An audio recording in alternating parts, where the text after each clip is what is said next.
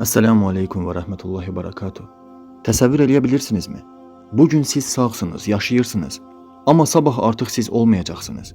Bütün sizin forsunuz, şıltaqlığınız, malınız, mülkünüz, arvad, uşaq, itirməkdən qorxduğunuz hər şey orada qalacaq. Səni isə təppətək gətirib bu quyunun içinə qoyacaqlar. Bax budur dünya, budur həqiqət. Bu qəbir qardaşımızın anasının qəbridir. O da bu yaxınlarda ölüb bastırıblar. Bugün isə qardaşımızın özünün qəbrini qazırıq. Subhanallah, hamımız bu quyuya girəcəyik.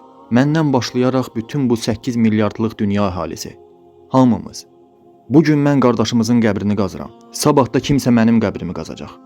Necə ki Allah Sübhanehu ve Teala Qurani Kərimində buyurub, harda olursanız olun, ölüm sizi yaxalayacaqdır.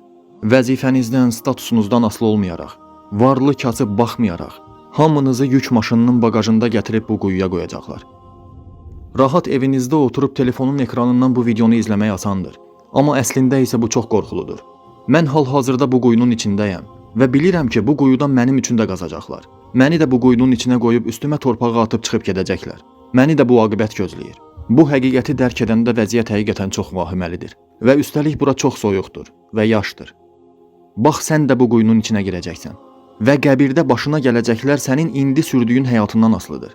Ona görə də hələ ki vaxtınız var ikən özünüzü yığışdırın, həyatınıza çəki düzən verin.